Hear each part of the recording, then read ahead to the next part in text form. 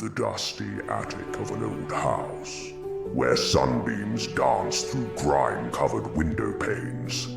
A forgotten world slumbered. It was a world contained within a battered cardboard box, a treasure chest of memories, simply marked Leo's Toys. Inside, a community of once cherished friends lay in a tangled heap, their vibrant colors muted by dust and time. There was Captain Valiant, a heroic space ranger. His plastic visor now scratched, his laser blaster silent. He once defended the galaxy from the monstrous shadow aliens that lurked under Leo's bed. He remembered the feeling of being held in a small, determined hand, the vibrations of a child's voice making the pew-pew sounds of his battles. Now his joints were stiff, and his primary mission was to avoid being crushed by Patchy the bear. Patchy was a veteran of a different kind of war. He was a creature of comfort, a silent confidant for a small boy who was afraid of the dark. His fur, once a fluffy caramel brown, was matted and worn thin in places. One of his button eyes was missing, a casualty of a particularly tearful night. He remembered being hugged so tightly he thought his seams would burst, absorbing tears and whispered secrets.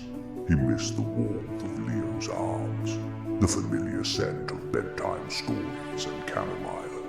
Beside them lay Glimmer, a unicorn whose pearlescent horn had lost its shimmer. Her rainbow mane was a tangled mess. She was a gift from a grandmother, a magical creature who carried Leo on fantastical journeys to enchanted forests and castles in the clouds. They would soar over rivers of chocolate and mountains of ice cream. Now her magic felt as faded as her colors. She dreamed of galloping through fields of stardust, but her legs were trapped beneath a pile of forgotten building blocks. One rainy Saturday, the attic door creaked open. A lanky teenager with headphones around his neck appeared at the top of the stairs. It was Leo, now 17, sent by his mother to clear out his old belongings. His eyes, now focused on screens and futures, scanned the attic with detached boredom. He saw the box and a flicker of something, nostalgia perhaps, crossed his face. He knelt and lifted the lid. The toys held their collective inanimate breath. Leo rummaged through them, his large hands so different from the small ones.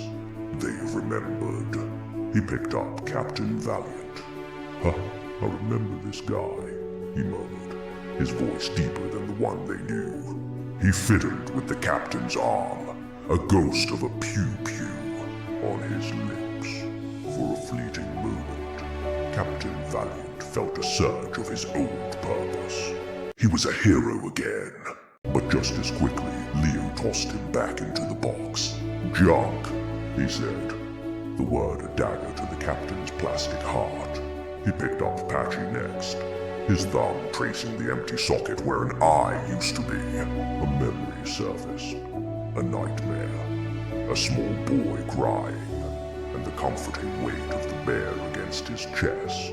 He held Patchy a little longer, the matted fur soft against his fingers. A gentle, sad smile touched his lips before he placed the bear carefully back in the box. It wasn't a toss this time. It was a placement, an act of respect. Finally, he found Glimmer. He untangled her from the blocks, her rainbow mane catching a stray sunbeam. He remembered his grandmother's words. She's magical, Leo. She'll take you on wonderful adventures. He saw the faded horn and the tangled hair. She wasn't magical anymore. She was just a piece of old plastic. Leo sighed and closed the box. His mom had said to throw it all out, but he couldn't. He couldn't bring himself to sentence them to the landfill, to the ultimate forgetting. He taped the box shut, the sound echoing in the silent attic. With a black marker, he crossed out Leo's toys and wrote Leo's memories. He carried the box not to the trash, but to a corner of his closet, a silent repository of a past he wasn't quite ready to let go of. Inside the darkness, the toys lay still. They had not been taken out to play, but they had not been thrown away. They were forgotten, but not gone. They were a closed chapter, a story read and put back on the shelf, and in the quiet dark of the closet, they waited, perhaps for another rainy day, another moment of reflection, when a boy, now a man, would open the box and remember the magic they once shared.